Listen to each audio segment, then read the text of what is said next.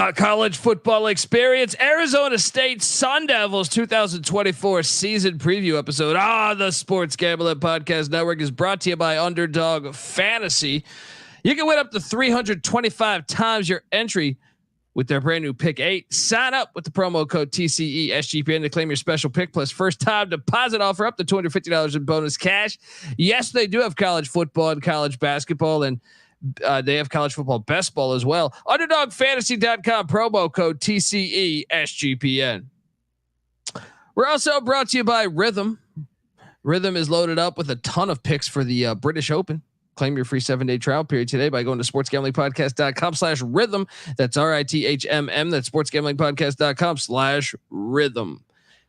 And remember, as always, folks, to let it ride. Hey, what's up, you degenerate gamblers? This is Bill Burr, and you're listening to SGPN. Let it ride, baby.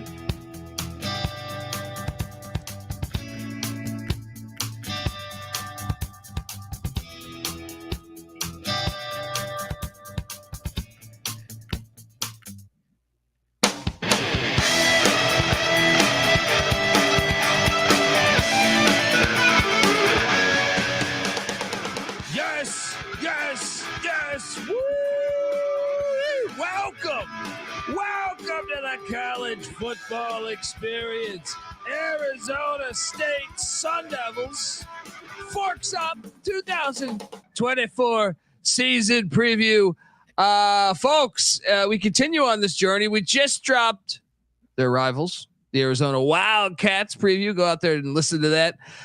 We just completed all of the. Well, you want to know about the enemy. You want to know about the enemy, folks. And look, we just completed the entire Big Ten, entire Mountain West, as well as the SEC. Those podcasts are all out. You can go listen, watch, whatever. YouTube.com/The College Experience, or type in The College Experience to any of the search whatever podcast platform you use, essentially. So do all that.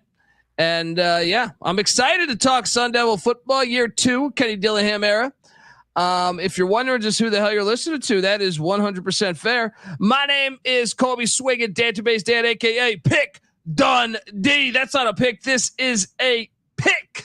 He was raised in the land down under, where a man thinks on his feet, speaks with his fists, and lives by his wits.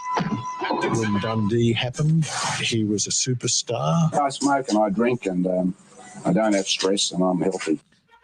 Let's get these Sun Devils going. There we go. Right? I mean, this program, I like to think, like, if you like the potential here. I understand Bobby Hurley. Everybody else, I guess. Yeah, that's what I'm saying. Like, I see potential. All right, I've been to Tempe. I see the potential. We're gonna talk all about it. I'm honored to have this guy on. Look, if you don't know the college, if you're a first time listener, I host the college football experience and the college basketball experience. And the college basketball experience, we go live every night of the season. Even in the off season, we're doing coaching preview. Shout out to Moneyline Mac. I always feel like this guy is in the chat. So I'm honored to have this guy on the show. He's been repping ASU for fucking years. Give it up for Danyal Kadi. How are you, brother? I appreciate you hopping on, man. What's up? Great to be here. Thanks for having me, Colby. Long-time listener, longer time Sun Devil fan. Feeling good. Happy to be here. Not so happy about the way my Sun Devil's been looking recently, but I guess we'll get into that. Yeah, I mean, well, you're very welcome, by the way. I appreciate you listening all those years, and it's cool as fuck. I know you're passionate about the Sun Devils, and really, I feel like passion drives everything we do at the college experience. So you fit in fine, man. And David Matola, who's a big Arizona fan, is in the chat saying forks down. But where are you at, man? I know that the Herm Edwards thing, even though it's weird. It was like Patty C was bringing this up in the office the other day. He's like, he actually had a couple decent seasons, and you're like, yeah, but they never really were contenders. Where were you? What if you had to? Where did it go wrong in your opinion? I mean, recruiting violations is where it went wrong, and I think like losing some people internally probably didn't help. But I mean, for me, I was never the biggest Herm Edwards fan. Just in terms of his coaching style, I mean, he was literally you play to win the game. Doesn't matter if you're a favorite, an underdog. The man was going to have you sitting on the edge of your seat every game. Like, he was definitely an NFL style head coach, not out here trying to beat teams by 40. But like, the one thing I did appreciate about Herm Edwards is he got players to play and he identified talent. And I mean, ASU was starting to get some real talent. I mean, you look at guys that left the team. I mean, you're looking at like first round. Just draft won the picks. Heisman. Won the Heisman. Jaden Daniels. Yeah. Don't even get me started on Jaden Daniels. But I mean, yeah. You mean besides him, you got Rashad White. Well, I don't get. Yeah. You got Ricky Pearsall. You got Brandon Ayuk. You got plenty of guys like coming through under Herm Edwards. I mean, he brought in Antonio Pierce, like the defensive coordinator, who's now the Oakland Raiders head coach. Like Johnny Wilson. I was a train him, the running back for Ohio State last year. Right.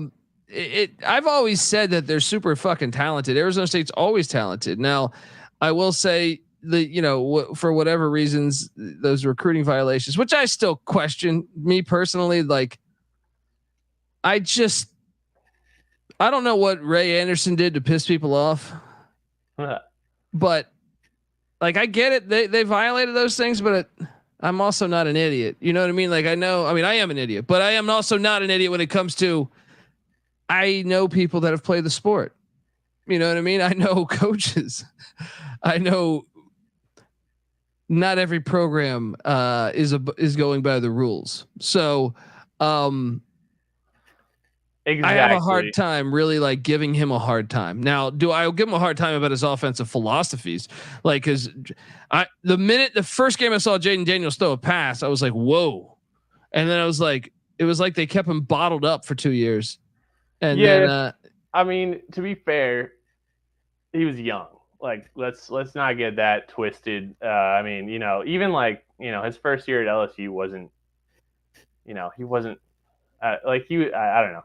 He was great, but like his freshman year, you could definitely see the reasons they didn't want to let him just throw the ball around. And I think that comes with like the offensive line he was playing behind and things like that too. But I mean, Herm definitely found ways to lose games as much as he found ways to win games.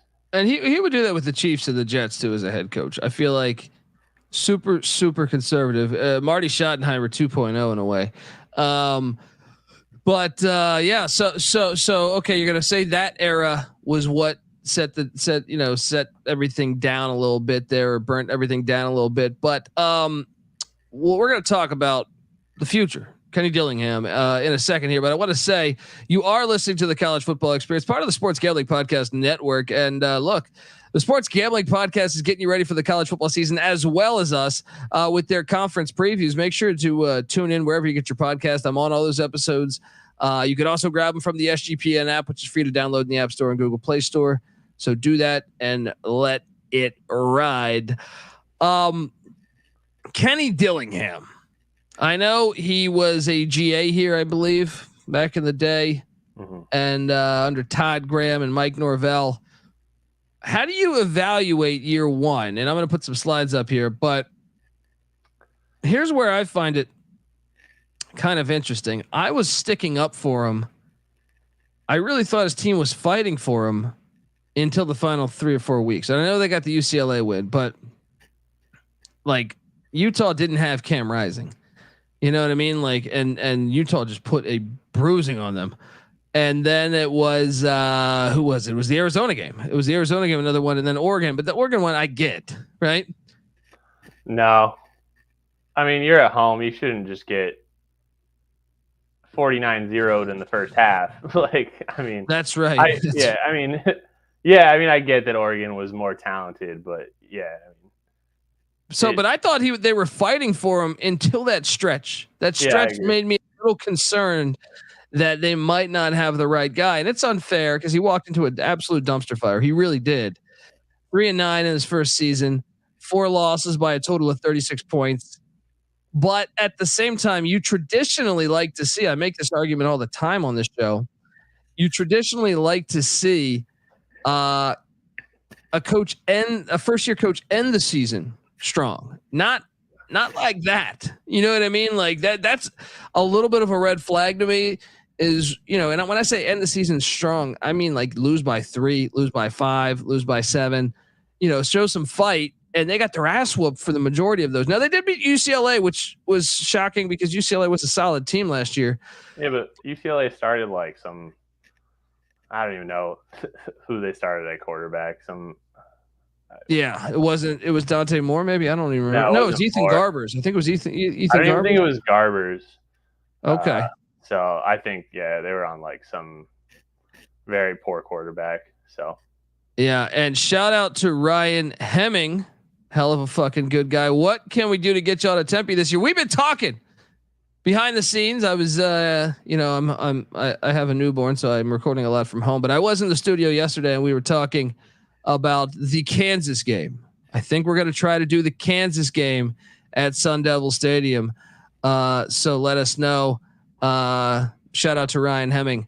Because I think we're going to make that come true. I talked to the guys about this. I think it's going to happen. But where are you at in general with Kenny Dillingham? Like, how would you grade year one? He wasn't going to go 7-5. Like, we knew that he was walking into a tough situation. But how would you grade year one? So for me, like, I look at it coming off of 2022. I feel like Arizona State kind of started to build something towards the end of the year, whereas, they started out that year just abysmal, with the whole Herm firing and, supposed players giving out plays to Eastern Michigan and all that stuff. And then in comes like this like walk on, I don't know if he's a walk on necessarily. I'd have to fact check that, but Trenton Bourguet came in and he kind of like sparked some life into this team, classically against Washington where they beat them as the number 8 team. Then they almost came out the next week, beat Stanford. And then, you transition into next year and then Dillingham takes over and somehow Bourguet ends up being the 3rd string quarterback behind newcomers Jaden Rashada and Drew Pine. And I was like, okay, maybe this, freshman's got something. I mean, and then, I watched the first game and they played Southern Utah and they looked like trash. They just did. Dude, they almost lost that game. They almost lost it. Yeah. Yeah. The Thunderbirds were roaring their engine in Tempe that night. Yes. Yeah. I mean, continue. I didn't mean to cut you off. No, please do. I mean, I'll take a reaction like that. That's exactly how I felt watching that game. Then, Oklahoma State basically came in and played it like a preseason football game, playing 3 different quarterbacks. They did. And they still kicked our ass in Tempe. And then Fresno State could have beat us by 60. So, the start was bad. And, to me, that was a lot on the quarterback play. Obviously it takes a new team some time to gel, but to me, the second that Trenton Bourguet came and played, they got a lot better. It's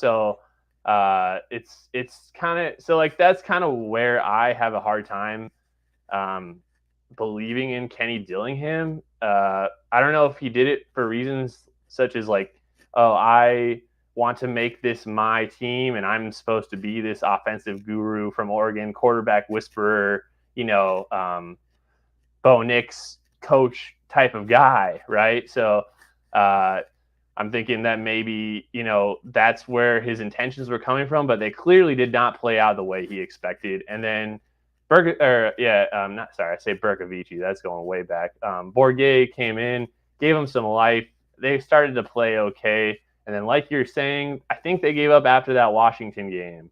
I mean, Yeah, that was heartbreak because you did almost knock off the team and probably should have knocked off the team that played in the national championship. Questionable, I think it was from my recollection, like questionable pass interference or defense. The play prior.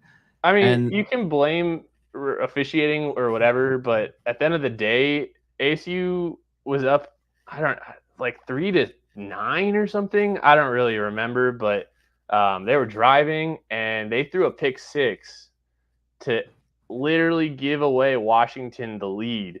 And I always make the joke that like ASU's peak defense was better than Michigan's. They give up less offensive touchdowns to Washington than Michigan did. It's crazy, like they shut them down, and like to go in and like to throw that pass, and to throw a pick six. Like if I was a defensive player, I'd give up on my coach. Right. But that's like the Kenny Dillingham thing for me is he's just like this guy who he is an offensive guy, but he like needs to be an offensive guy. You know what I'm saying? Yeah. Yeah. And I want to talk a little more about that in a second here, folks. But I do want to tell you, folks, that the college football experience, Sun Devils, Arizona State Sun Devils 2024 season previews brought to you by Underdog Fantasy. Yes, Underdog Fantasy just launched their college football best ball product. First place wins $20,000 plus the higher lower pick 'em. Pick 8 allows you an opportunity to win 325 times your entry. You can now use specials and boost on all flex entries. I can't wait to do that for college football. And you're going to hear me on a lot of best ball drafts as well on this very network. Don't miss your chance to try it out before it's gone. Sign up. And when you do, sign up with the promo code TCE SGPN to claim your special pick plus first time deposit offer up to $250 in bonus cash. UnderdogFantasy.com promo code TCE SGPN. We're also brought to you by Circa Survivor and Circa Millions. Yes, shout out to the Circa in Las Vegas. I was just staying there last week for the Mountain West Media Days. Nothing quite like Stadium Swim and the Circa. If you haven't been, you got to go. And guess what? Circa Sports is back with Circa Survivor and Circa Millions, giving away $16 million in guaranteed prizes. And of course, Circa contests have no rake. Circa Millions, pick 5 NFL teams ATS each week and compete for $6 million or survive the NFL gauntlet to claim the $10 million prize. Sign up in person at Circa between now and September 7th and use a proxy to play from anywhere. We even have a deal right now with footballcontestproxy.com to save you $50 with the promo code SGP. Don't have a trip booked yet for Las Vegas before football season? May I recommend the Ultimate Contest Weekend is a great time to go out. You can hang with my pals Stacking the Money Green and Ryan Real Money Kramer from the Sports Gambling Podcast and enjoy some of the open bar events at the greatest sports book in the world, August 22nd through August 24th. All right, we are back talking Sun Devil football. And so I mean, I don't know. So you didn't give me an answer though on the letter grade. If you had to letter grade that, would you say D, C? So for Dillingham himself, I would give it a C minus. But I think there were pieces that I think, the defensive coordinator he hired was a great job. And I think there were pieces Brian of White. The job. Yeah. I think there were pieces. I'm surprised no one went after him, honestly, this year. Wait, Brian Ward, not Brian White. Ward, yeah. I'm sorry. But they did fire OC Bo Baldwin. They brought in Marcus Arroyo, formerly the head coach of UNLV, and was at Oregon as an OC, and also I'm old enough. I remember him playing quarterback at San Jose State. So there is that new offensive coordinator, obviously Dillingham. Now I got to ask you this. We do this with every P4 or P5. What's the worst loss here? What's the worst loss you can remember? Can we go back to the Oregon State loss? That's not on here, but no. I mean, that's the loss I remember the most as a fan, where they were ranked 6th in the first ever college football playoff rankings, the first ever, and they go into Corvallis and lose. But here on this list, I would, I mean, the Boise game, maybe? No, I don't know. I think that's a bowl game, though. I think yeah, that it was a bowl game. Some of the San Diego State games are bad. That's some Herm badness right there. Fresno last year, maybe. I think Fresno's and some Herm badness with Eastern Michigan again. And the BYU game, classic Herm losses. All these are just classic Herm Edwards losses. I don't get bring man cold, but they're counting down. Teams that you should just dominate, and you just go in and lose to. That's just. I'm sorry. This episode's turning into. The fuck is that? I mean, hey, this is my team that I love. So hey, we got a cool ass pitchfork and a. Dude, they gotta go back to this logo. I know the chat was talking about it. Yeah. Why the fuck are they not owning that logo? Look, the fork on the helmet is fucking lame. I mean, like, it's not bad, but I'm saying, like, this is gold. The Jake Plummer era helmets were fucking incredible. We've heard the people. Yes, ASU's going back to it. All right. There's a lot. You watched them in the last year. They had probably 40% of the games were Sparky on the helmet, and I think a lot of us older fans, pre Pitchfork fans agree. When I was going to college, that's when they made the change to the Pitchfork. So, I'm okay with it every once in a while, but yeah, Sparky's the classic. It's just the best. But now, shout out to Ryan Hemming. I've never felt uglier in my life than when I visited the Tempe campus. Everyone is a model. That's what I say. I always say the fake tits were bouncing. I went there. I've been there a few times, but specifically I went to an Oregon game. Oregon did blow them the fuck out. I think it was the Dirk Cutter years, but with Chip Kelly against Dirk Cutter. But it was like going to the fucking Playboy Mansion, dude. It was like, what? Those are the glory years, man. The Dirk Cutter years, like. yeah. I mean, what happened? I mean, because I feel like a recruiting trip. This is what I mean when I say the potential. You buy a major city. Happened, What's that? That's what happened. Michael Crow happened. That's what happened. I mean, Elaborate on that. I mean, ASU's presidents. I mean, you can listen to his interview. He said, oh, we wish we could be a part of the Ivy League, and it's just like. Who makes that statement? Yeah. I mean, you're not. You have just no understanding of like. You don't understand who you are. Like it's ridiculous. So, I don't know. Yeah, and he doesn't care about sports. It's just who he is, and that's fine. He's a corporate money milking machine. So. And he was trying to keep the Pac-12 all together. I saw. Hey, that I don't hate him for that much. Yeah.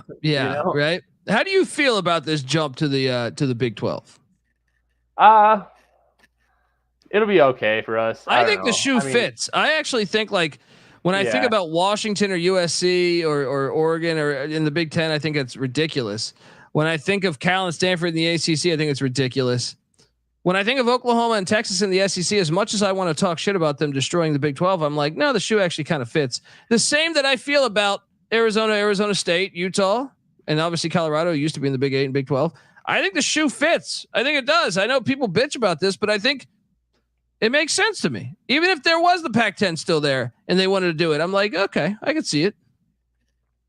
Yeah, I mean, I don't have an issue with it. I mean, I think we fit in with a lot of those teams there. Honestly, like right now, the way our program sits, we don't even deserve to be there. They should grab Oregon State instead of us. I mean, that's just how I'm feeling about the state of our program right now. But I mean, I know you didn't have me come on here. No. I love this. I love having a fan on that's passionate about his team. But I'm just going to go ahead and say you do currently sound. If I had to say, like this is the way you pretty much sound right now. Yeah. He felt like shit afterwards. Everybody booing the shit out of me, but he worked his ass off. The offense was 121st last year. Let's see if you can make it. I'm gonna get you really drunk on this episode. I think you're 121st in scoring offense. 17.8 points per game. That was dead last in the Pac-12. You were 109th a year ago in yards. That was dead last in the Pac-12. But you were 86th in passing, and that was 11th best in the Pac-12. And then you were 111th in rushing, which is hilarious that you were actually. This is the best you were in the Pac-12. It's a brain fuck. Like this is a mind fuck right here. It's like what How are they 10th best in this, but they're 111th. Anyway, yeah, there's only one way to go, buddy, right? Which one stands out to you the most right there? Is it, hey, we weren't that bad of a passing team? Ooh, only one way to go. That's hard. That's hard for me. I mean, my recollection of our offense last year was that we didn't hand the ball off enough. Yeah. I mean, Skattebo's a stud too. We're going to get to that, but yeah, I mean, look, those numbers are horrible, but look, Cam Skattebo is back. 4 starters back on the offensive side of the ball. The former Sac State Hornet. I think he's good. I always thought he was good. I thought that was a nice get last year. Troy Omeire back at the wide receiver spot. Melquan Stovall, who was a stud at Nevada a few years ago, he's back, and then 1 of 5 back on the O line. Eek. I don't really know about that per se. I mean, maybe starters, but the O line wasn't any good last year, right? Oh no, not at all. So it's like, who cares, right? I mean, I guess, but at least there's guys that are back. I don't know. We can. I mean, like I can go through it, I guess, a little bit here. Sure. Like Ben Coleman, Sean. I have no idea. It's just N-A-A'. Nah. Yeah. And then Max Ianachor, and Emmett Bull, and Cade Briggs and Bram Walden all returned from last year. So do they count as starters though? Huh? I mean, they started there. They played in some games, but they like that. Right. It's really hard to do the returning starters because it's like, where do you, the subjectivity of your metrics of like, well, if they started 3 games, do they count as a returning starter?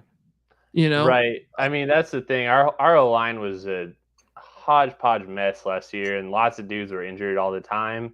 But I will say the guys that are there, I think, performed okay at a Pac-12 standard offensive line performance, which for a lot of teams in the Pac-12 really, they sit back and they put their hands up and move their feet backwards. So, yeah. Well, I can tell you this. I mean, the portal definitely. I'm curious your take on this because they lost Jaden Rashada, which I was hoping that he was going to stay there. I thought he was going to be the guy to kind of lead them out of this, and he's gone. Drew Pine went to Missouri. They both landed at SEC schools. Jaden Rashada is also suing the head coach of Florida, which is fucking hilarious. Jacob Conover also ends up at Utah State. He was deep on the depth chart, but then you lose a slew of other guys. Elijah Badger to Florida is fucking. That's a blow, man. That's a blow. I mean, you Florida. Yeah, receivers every year. So my point is, and then there was a couple on the offensive line that actually went to other Big 12 schools. I'm curious, like, how would you grade? Did you win the portal? And I know I haven't talked about who's coming in, but like, you get Sam Leavitt and Jeff Sims. Jeff Sims was horrible last year, but he was once a 4-star recruit. You lose Jaden Rashada and Drew Pine. And I'm sorry I'm scattering back through this, but it's fine. You add some running backs. Alton McCaskill was at Colorado, had like 5 rushes, I feel like, but he was really good at Houston 2 years ago. Yeah. So the one thing I will say about running back is we didn't need to add running backs. I mean, McCaskill might be okay. I think like Brooks and Skattebo are like very reliable. So, I mean, maybe a pass catching guy, but yeah, sorry, keep going. Yeah, no. I'm just saying that like I'm trying to evaluate this because it seems like you guys lost critical pieces of the offense, but you did bring in a few guys. Metayer from Cincinnati, the tight end, was solid last year. Malik McLean at Penn State. I know Penn State complains about their wide receivers, but I think some of that is on Drew Aller because he wouldn't throw down the fucking field. Raleek Brown is one that I actually think the backfield. I know you didn't need running backs because Skattebo is good, but like with McCaskill, Brown, and Skattebo, you have a good running back room. the offensive line, you went out. Josh Atkins was a guy that I think was solid at Hawaii. Bringing in anyone on Washington's offensive line is a great get because they were the best offensive line in the country a season ago, and then from winning the award, I'm saying, not from my opinion. And Joey Sua from Arkansas. So you brought in some guys. But I still think you kind of lost the portal in a way, unless Leavitt or Sims ends up better than Rashada long term. I know that. Shout out to 454 Casual. He likes that. He thinks Sam Leavitt is better than Jaden Rashada. I have a hard time believing that. I hope he's right, but like if Georgia wanted Jaden Rashada, that tells me something. I mean, if you go back real quick, just to the people that left. I mean, for me, the biggest loss is Badger by far. Conyers and Pierre are kind of rough lot. Andre Johnson's not the worst receiver, but he's not big either. But I mean, I'm not a big Rashada fan at all. I mean, I don't know if that's a Dillingham issue. I mean, he has an arm, I won't lie, but I mean, in terms of like, for me, being a quarterback is 90% timing and or 40% timing, 40% decision making, and 20% execution. And I think Rashada sucked at all three of those things, honestly. But he was a freshman. He's a true freshman too. He didn't redshirt. So was Leavitt. Leavitt? And yeah. I mean, I watch him in the spring game and he looks a lot better to me, at least in terms of a pure decision maker and just arm talent and getting the ball out to a degree. I mean, I still don't think like he's some saving grace. Like there are just things that I appreciate about Leavitt's game, but I don't think. I mean, he makes bad decisions himself. So anyway, but in terms of whether we lost the portal or won it. For the offense, I'm saying for the offense. For the offense, you think, yeah, I think it's pretty much a push. Well, it really all hinges on Leavitt, 100%. You're totally pinpointed it. But I mean, the biggest loss is Elijah Badger, and Isaiah Glass is also a big loss on the offensive line. But yes, I would say to me, like, okay, you lose the guys on the offensive line to other Big 12 schools. Conyers to another Big 12 school. I think that hurts even more. But I do think Rashada is one, even if he was not even that great, which I think if Georgia wanted him, that means something to me. But I also think he can build hype around your program. When you land a big time recruit, other recruits pay attention to that. So I think that can matter. But so that kind of might come back to what I was saying about Dillingham kind of throwing him into the fire, or into the deep end when he wasn't ready. Maybe that's why he did it, right? He's trying to ignite this flame, but the flame, the flame didn't light. It didn't light, exactly. But I understand, what he was doing, perhaps. Gotcha.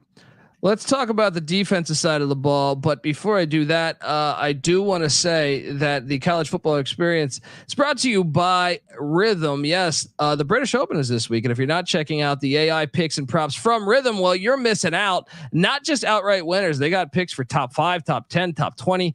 Use their AI caddy to get some great data insight, people. You can even customize your own golf betting model using Rhythm's tools. Claim your free 7-day trial period today by going to sportsgamblingpodcast.com/rhythm. That's RITHMM. That's sportsgamblingpodcast.com/rhythm. All right, back. So let me ask you this. Will the offense be better in year 2? So here's the thing. I'm weary of this because I do think you lost the portal. In my own, when I was evaluating this, I thought slight loss, right? But I'm also like, well, it's year 2 of the coach. The offense should be better, but also you fired the OC and brought in a new OC. So I'm kind of all over the place here. Do you think the offense will be better this year than a season ago?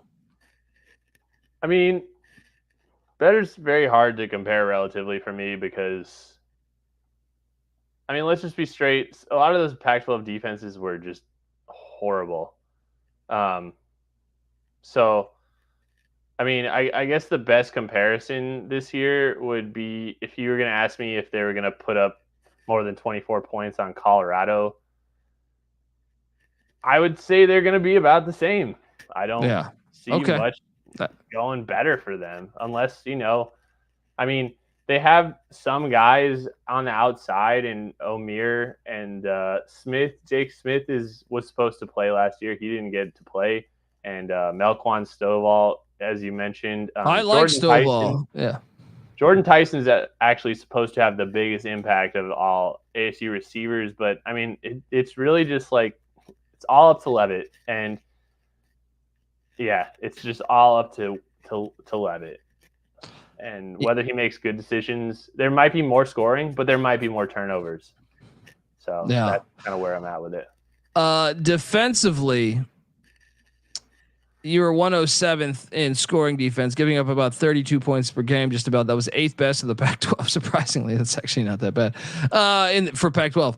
89th in yards, almost giving up 400 yards a game though. That was 7th best in the Pac-12. 120th in pass defense. But then again, you played a shit ton of great quarterbacks. 36th in rush defense, 133.5 yards per game. That was 6th in the Pac-12. Was there something you saw last year that was encouraging on the defensive side of the ball? We talked about Brian Ward. I thought he did an all right job considering the offense wasn't great. I mean, I felt like half of the touchdowns we gave up were because of turnovers in the first, like I was saying, 70% of the season. I mean, you can't discredit that performance against Washington. I don't care what the weather conditions were. I don't care. Yeah. They just went out and straight up dominated them. They should have won that game. I mean, they threw a pick six to lose it. And I sound like this crybaby Sun Devil fan, but I do, but that's when coaching. Coaching did a horrible job. The players did a horrible job. We got our ass kicked. I'll never say the players did a horrible job. They did a phenomenal job. It's just it was just heartbreaking when it's like, oh, we're finally putting something together, and then something like that happens. I feel like moments like that derail coaching staffs and teams and franchises, even in the professional level. So, the defense, there was plenty to like. This year, I don't know. We'll see. We lost you guys. Yeah. I mean, the portal, this is what I mean is, first you got 3 starters back. At least you got 2 back on the D line. I feel like if you want to have starters back, you want them on the D line. Dorba was a transfer a year ago. Shamari Simmons back as well in the secondary. 3 starters back. I mean, look, I don't know what the fuck to say besides I'm just like, why is our over 4.5? That's my question. I don't know. Well, it's year 2 perhaps, but look, you lost. And dude, I'm pretty close to the Colorado program. I'm friends with a couple people up there in Boulder. Shout out to Mark Johnson, their play-by-play guy. And BJ Green is killing it in everything I hear about BJ Green is he's a fucking stud. BJ Green was the reason we were good last year. BJ Green was the reason ASU won games last year. Like BJ Green, I can't believe he went to Colorado. It actually very much upsets me. But I mean, he's a dominant defensive lineman that just gets after the quarterback, destroys the running game. I mean, that's the reason our defense. He literally single-handedly stopped Penix himself with above average secondary. So, that's why when you go look at last year's games and you see teams that were more balanced, ASU had no chance once they started to get run all over. But once if you have a team like Washington with passing and not a lot of a running game, or there's a home run hitting team, then that's when BJ Green creates problems. And that's kind of why ASU's defense was so good last year. Yeah, I think the tie-in, or at least what I was told, I haven't fact checked this. I was told that Deion coached him when he was like a 7-year-old or something. Nice. So there's some type of tie-in there with that. So Paid him $10 million. No, I'm just kidding. maybe that too. But look, no, that seems high. But yeah, Ed Woods went to Michigan State. RJ Regan to Fresno. Ed Woods is big as well. Well, the Jordan Clark one was huge, right? Yeah. I mean, I don't blame Clark at all. Actually, Clark is one of my favorite players that I've followed. Like, kind of. I mean, a lot of these guys are Herm guys too, right? Like, see, that's the other thing about Dillingham that I don't really super trust is like he kind of tried to bring in a lot of his own guys, and at the end of the day, Jordan Clark, he's a 5-year guy from the Herm era. BJ Green, 4-year guy from the Herm era. I mean, Ed Woods, Herm era. Like, you're talking about a bunch of guys that Antonio Pierce coached. So, I mean, I'm sure BJ Green's going to go to Colorado and be dog shit. Well, I don't know. I mean, Jalen Daniels did win the Heisman, but yeah, I mean, maybe. Hey, we're not saying Herm was an offensive coach. We're not talking about that. He just got talent. But yeah.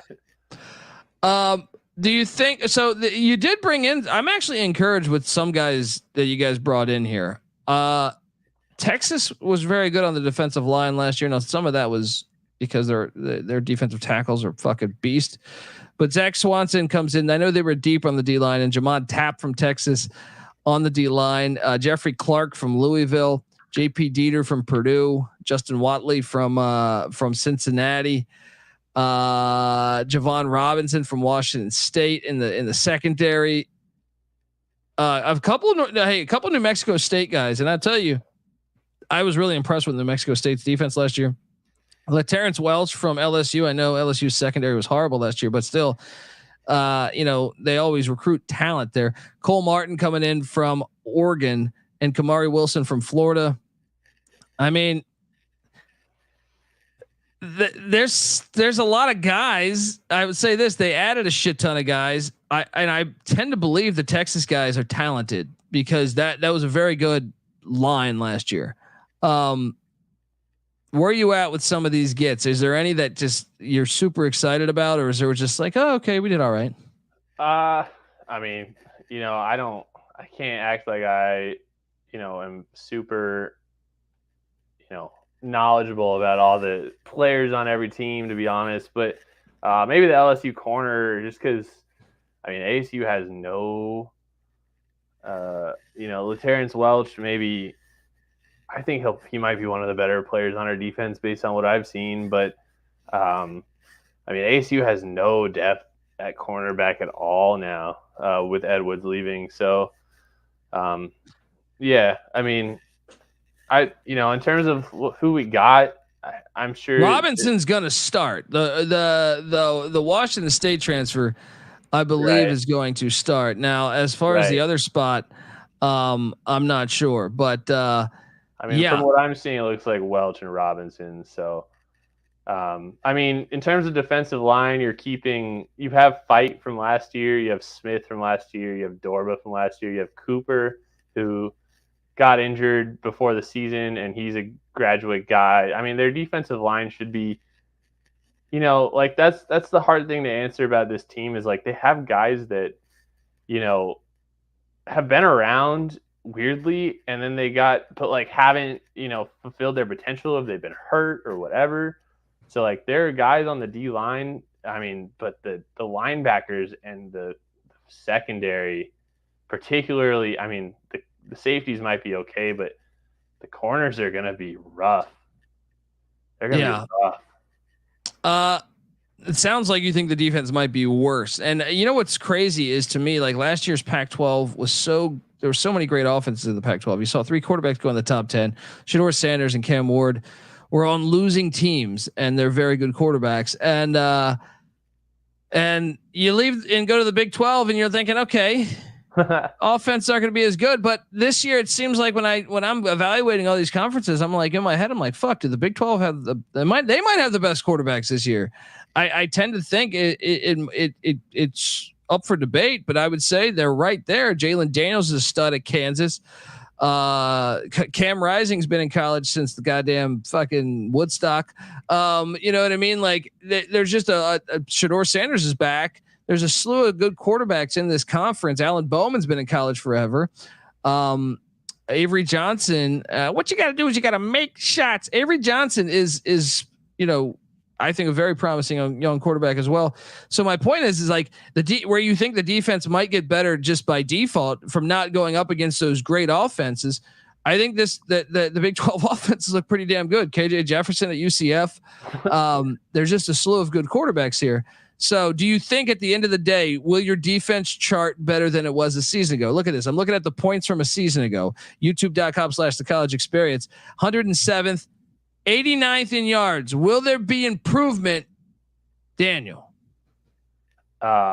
Absolutely not. I'm sorry, but you give up 29. Their yards only look good because you're giving up 29 to Fresno off of turnovers. So, no, we'll see. Okay, look, that's fair. You're a passionate fan. I agree with everything you're saying. I think the Big 12,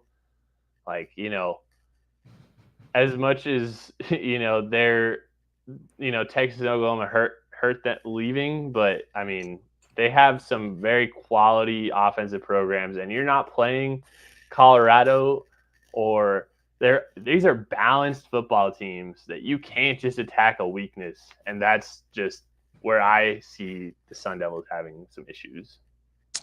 I appreciate your honesty. You're a big time Sun Devil fan. I'm going to be going to a game. We're going to have you out and talk about this, but hold on. We got to talk about the win total. I'm like you. I was a bit surprised here. The over under is set at 4.5. Now it is juiced. Can I stop you real quick? Isn't this higher than last year's? Yeah, I believe by like half a game or a game. It's at least a game. 3.5 or 4.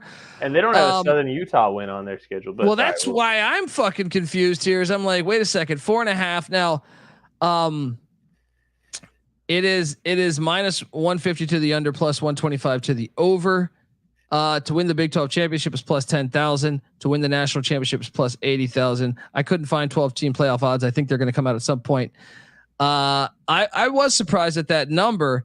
And 4-5 casual. This is a fan. All right. This is a fan. This is a guy that he's not paid to cover the fucking team, dude. He's a passionate fan. We wanted to throw him on. And unfortunately for me, I guess. You better watch yourself in the streets of fucking Tempe. All right. Say, you motherfucker talking shit about the team.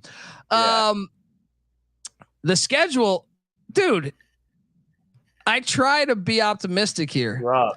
I'm planning on going out there and shout out to I think myself, Stacking the Money Green, Real Money Kramer, and like I said, potentially CJ Sullivan. We're gonna get out there and I'm already decked out with gear. Get yourself out there to Venezia's Italian food. There we go. Look at that gear they're giving me here. And I'm probably butchering the fucking pronunciation. But the schedule's brutal, man. Like the athletic director doing them no favors with the non-con. The non-con, home to Wyoming, home to Mississippi State. Now, Mississippi State might be down this year, I think. And a trip to San Marcos against Texas State. What? On a weeknight? That place is going to burn down. They never get P5s there.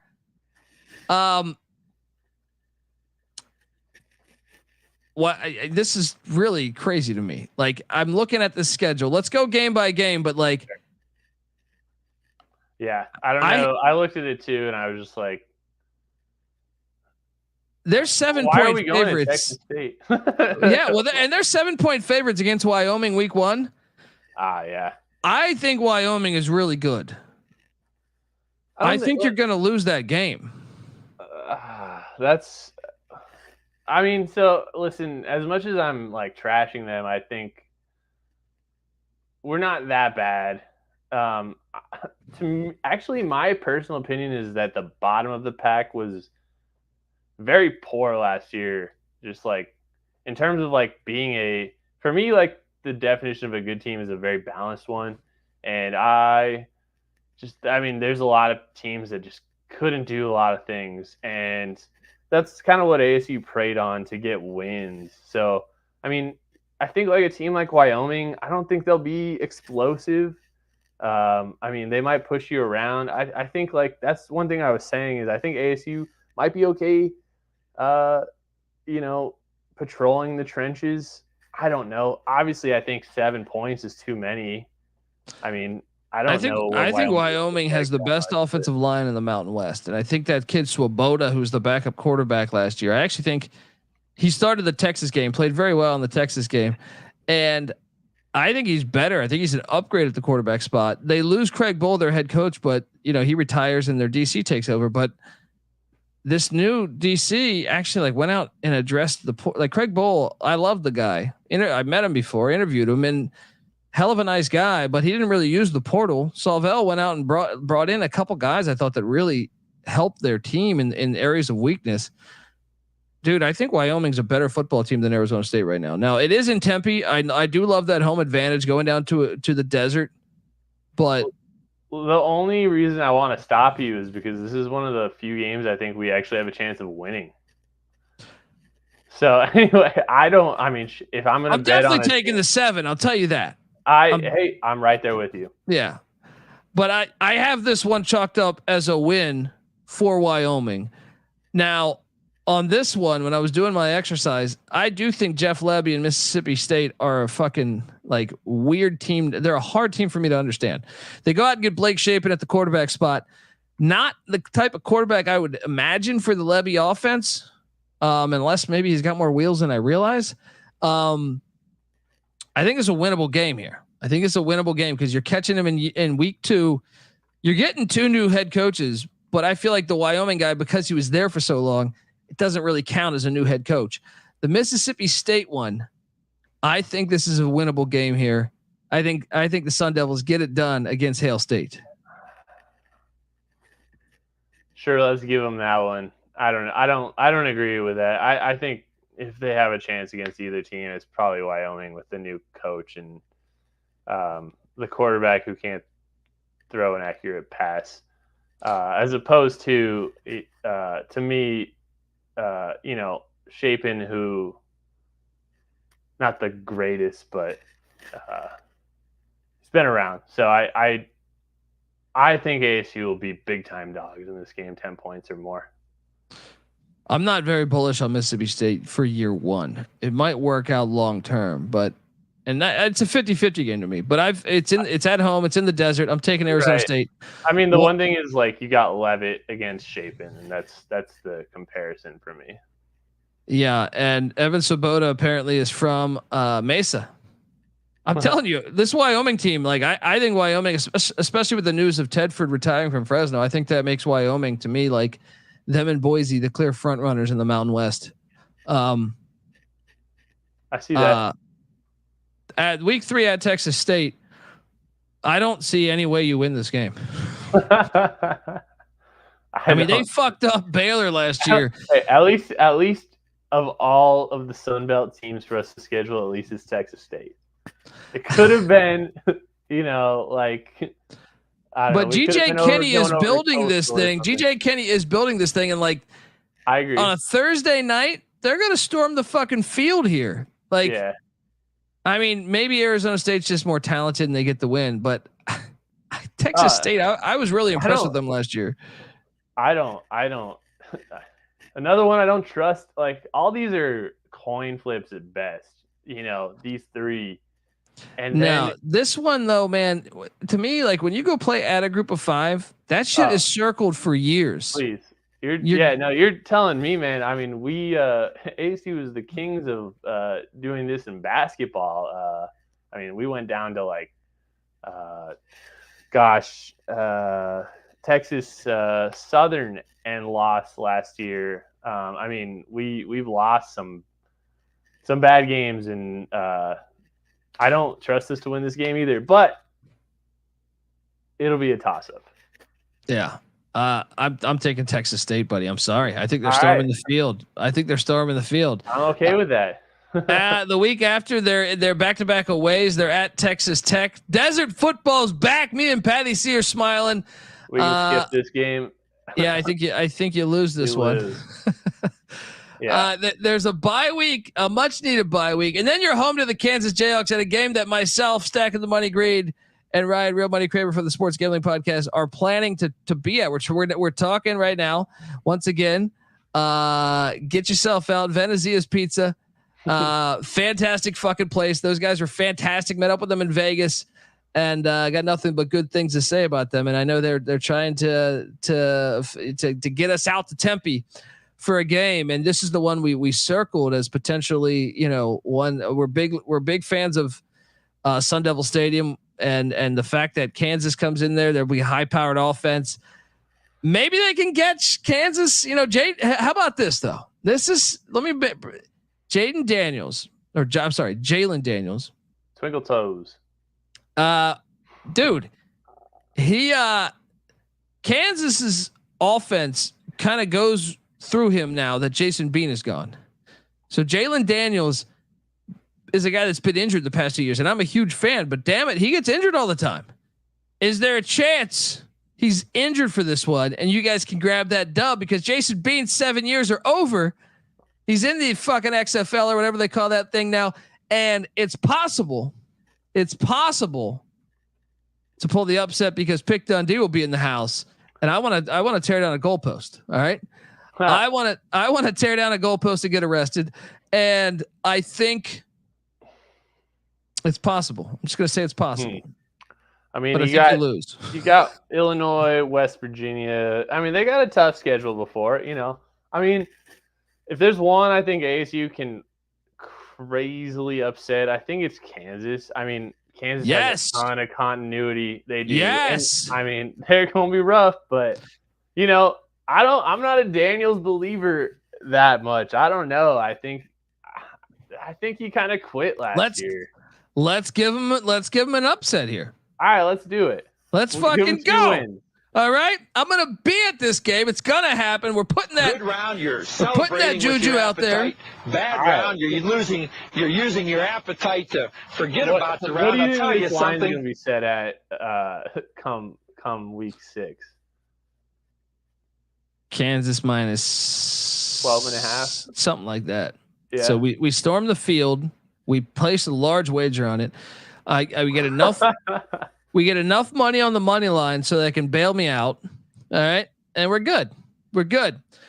The week after this, now this game is tricky. This is a weeknight game, by the way. The week after, tricky. Well, Utah historically struggles in the desert. Not this year. I mean, come on. Yeah, I mean, let's get out of here with this one too. I'll say especially if you storm the field against Kansas, you're going to lose to Utah then. I mean, 55-3, I don't know if you're going to come back 52 points in the other direction the next year with Cam Rising coming back. Probably not. So I got him 2-4 thus far. Are you at 3-3? No, I'm at I'll give him 1. 2 wins. You know what? I'll give him Wyoming and Texas State for fun. Wow, there we go. Okay, so he's doing that to protect his neck around around Tempe. Then the week after that they head to Nippert Stadium, October 19th. At least it won't be freezing cold. I mean, I guess it still kind of could be, but this is a winnable game. This is a winnable game here to me. I know you might give Cincinnati like the favorite here because it's a far fucking trip. Have you looked into Cincinnati at all this year? I haven't really I'm just a skeptic of that hire. And then their best defensive lineman just took an injury too. Okay. Well, I mean their quarterback's coming from Indiana. Yeah. I mean, I would be inclined to say maybe. I mean, see, like this is the team I want to catch at home, right? Like, true. I agree. The schedule's brutal, man. I'm not going to bullshit you here. The schedule's fucking brutal. You want Cincinnati at home. You know what I mean? You want Texas Tech at home. I think it's much more winnable. Yeah. But if we're going to build the case here, I mean, let's just what are we thinking here? I would favor Cincinnati by 2.5, but I mean, I really believe it's anyone's game. And the 2.5 is strictly because it could be cold and it's a far fucking trip. Yeah, I mean, I don't know. We'll see. I mean, Cincinnati's returning like a whole ass offensive line, so that's pretty scary for a team like ASU who's returning a whole and could be your third win. Though. Could be your third win. I circled this one from the start of like, oh, that's the game they need. I mean, that's one thing I will say though is like you got to look at teams that can pound the rock, and I mean Cincinnati could just. I mean, but let's not talk about Emory Jones either. Because I know true. all about that is true. Okay, then you get a second bye week right around Halloween, and then you head to Stillwater. Now the problem with Oklahoma State in November is they're normally fucking awesome. So I will say Oklahoma State wins. Yeah, I mean, if we couldn't catch them last year with their minor league squad, hitting balls out there, and I mean, we can't go to Stillwater and beat Oklahoma State. I mean, this stretch is fucking insane. By the way, these 5 games I have all 5 as bowl teams this year. At Oklahoma State, loss. Then you're home to UCF. Now, I will say this: Gus Malzahn, I'm very bullish on UCF this year. I think there's a decent shot they're playing for the Big 12 championship. I have a future on that. I like that. But I also know Gus Malzahn's history, and I feel like you're always good for one lemon. You're always good for one lemon, and you got to. I think as an ASU fan, you hope it's there. I'm still taking UCF though, man. Yeah, I think just like I said, I mean the team. I mean that's the thing is like our defense had a strength last year that we could fall back on. We had BJ Green rushing the passer, and we had a solid secondary, and a team with the speed like UCF, that's going to be scary. So, yeah. I mean, going back to the Cincinnati thing, like you said, I think if there's one strength of this defense, it might be the running game. So, maybe you can get them. Yeah, maybe we'll do that. Maybe you can get them. I'm on board. Then you're at Kansas State after UCF. Oh, running game defense. Let's go. Giddens got no chance. No. Yeah. I don't know, man. You're not winning the Little Apple. I feel very confident Kansas State's going to win this game. Don't disagree. Home to BYU. This is winnable. This is winnable. This is one of the 4 games that I think are winnable. Honestly, that's maybe there's 5. That's how ridiculous this line is to me. Because I don't think we're winning a single road game here. And I mean BYU, I think it's winnable. I'll give them a win here. I'll give them I'll give them Wyoming. I'll give them Texas State. I'll give them even Mississippi State. But then you need Cincinnati and BYU, and that in itself is probably going to be you could just parlay those games if you're betting the Arizona State over, and you're probably going to get plus 350 odds instead of betting this over. It's kind of ridiculous to me. So yeah, and then you end the season with the Dust Bowl, the Territorial Cup in Tucson. I know David's been waiting this whole fucking episode. He's like, okay, please. All right, U of A fans can enjoy their fucking time where they're nice and sitting pretty with Noah Fafita. That's great. Their program's on the decline. They hired an okay coach. He's fine. We'll see. But I don't know. I don't think the money's there. I don't think they're gonna be anything special. I hope to God not. If I'm being fully honest. But we'll see. I obviously have Arizona in this game. I mean, their quarterback and receiver just could probably go out there, win the game by themselves. Let's be honest. I mean, yeah, I think I got to take Arizona there, and I will definitely. Dude, this schedule's fucking insane. Can I just talk about this for a second? How do you not put an FCS here? Yeah, I had a hard time doing the exercise. I had if you look at that number on the right, I tried to rank the 12 teams in order of how I think they'll be this year. And when I said Wyoming 11 because it's in Tempe, but like I said, I think Wyoming's really good this year. I mean, you have Mississippi State 12th here. Like, I don't think that because he's walking in, he's changing the whole. I'm not saying you're wrong. Yeah. I'm just saying like that's your easiest game. Like that is not fun. That's not a fun schedule. I agree completely. I mean, look, I don't think this will happen, but there is a legit chance for 0-12. You know that, right? I am very, like I said, I'm not on board with Dillingham, so I'm kind of. I don't think it's gonna happen. I'm just saying, like when I go through this exercise of going through every game, there's no for sure win. When I look at this, I say that is a for sure win. You can still go. You can still go. 5-7 or something, but it's the Big 12 is gonna be hard. It just is. Like, I mean, you look at our wins last year. I mean, somehow we caught Washington State. We caught UCLA, but both those teams they had, like I said, like these Big 12 teams, they don't have like offensive flaws except for like, Cincinnati, I guess, did last year. But I mean, they're balanced, and like that's something that Arizona State's defense struggled with last year, and our offense just.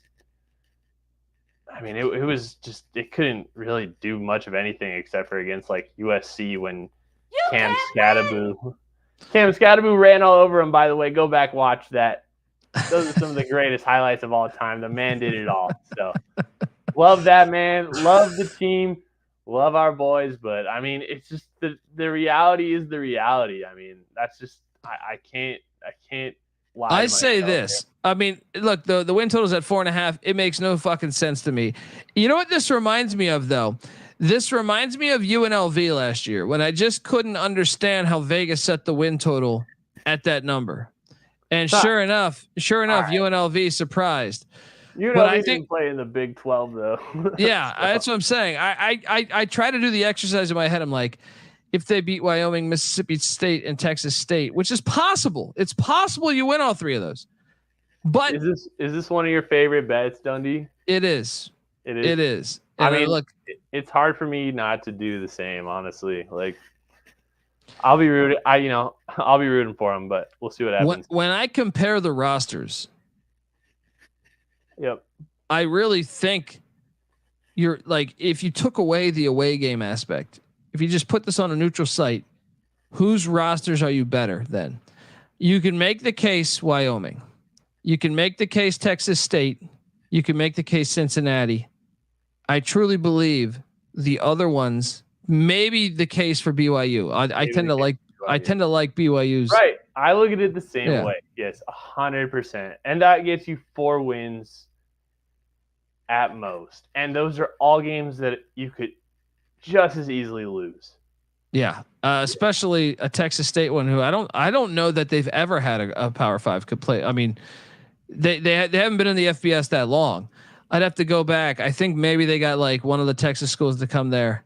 But my point is that there's a lot of buzz and excitement around that program. Like I said, I fully expect that to be a loss just because of how like I went to ECU, dude. I know when all of a sudden Virginia Tech would play us at ECU, the whole fucking town was talking about that all year. You know what I mean? You're like, oh, Virginia, it could be January 5th. The Hokies are coming in September. I understand. I've watched enough Sunbelt football and followed enough that I understand that Texas State is and has. I mean, even last year, they were beat the shit out of Baylor. Dominating out of conference. I mean, shit, Baylor came back the next week and almost beat Utah, who beat ASU by 50. So I mean, that's where but I mean, I will be hoping that my team beats Texas State. And I think that we can beat Texas State. I will say that much. But I do not think we can win 4.5 games this season. Especially because there's no continuity, there's no depth, there's no real talent at the skill position. There's just not a lot of things that like and there's a question mark at the coaching position. So like, there's a lot of things that you point to, and it's just like, and all these other teams have at least one of those things. So yeah, and that's kind of where we're at. If I'm being honest, I'm not the biggest fan of Arroyo as an OC either. Yeah, well, you're a UNLV hater. We all know that. So. Well, folks, look, get yourself out. Look, and come out to that Kansas game and check out Venezia's Pizza. All right, let's go. All right, I'm on the under. Even Daniel, who's an ASU through and through. All right, he's on the under. Fuck, but they're beating Kansas, and we're partying in Tempe. Let's do that, baby. Let's go. We're partying in Tempe, October 5th. Everyone's invited to listen to this. Let's go. Folks, subscribe to the College Football Experience. We're breaking down all 134 teams, and give Daniel a fucking break. Everybody, a couple people talking shit about him. He's a fan. Hey, he's a fucking shout out fan. to my brother, right? by the way. It's his birthday. Happy 30th birthday to Ben Katie. Oh, Ben Katie. Happy fucking birthday, Ben. Send me his address in the DM, and I'm going to send him some gear. How about that? All right, let's go. Let's go. Folks, subscribe. Give me a follow on Twitter at the Colby D. The College Football Experience is on Twitter at TCE on SGPN. And Arizona State is going to turn this damn thing around. All right. They're going to turn this fucking thing around. This program is got to go back to the fake tits bouncing and everything going wild. All right. We're gonna get this thing going. This is all we need. There we go, David Let's Matola. Go. Get me excited, baby. That's what I'm saying. They should be good. It's been a wonder of the world how they're not like 10-2 every year. The state's getting better at high school football too. I could do a whole hour on this. Arizona and Arizona State should be powerhouses. Let's go, Matola. Let's go. All right, follow the map, but sure. Folks, I appreciate it. Check out the Stadium Heads podcast. Myself and Michael Barker, aka College Football Campus Tour, talk about how great Sun Devil Stadium is, and I mean this with the bottom of my heart. Sun Devil Stadium is awesome. I'm not going to call it by that new cockney name, but Sun Devil Stadium I'm a huge fan of. The Cardinals should play there instead they play at that filthy toaster oven bullshit. Come out more. October 5th. Let's go. All right, let's go. Check out the FCS College Football Experience, the College Basketball Experience. Could this be the year for Bobby Hurley? Also check out the College Baseball Experience. I know ASU's played some good college baseball over the years. Maybe they can get it back going. All right. Until next time, folks, this is the College Football Experience, Arizona State style. You better start thinking about yours. And we out of here. Run and shoot.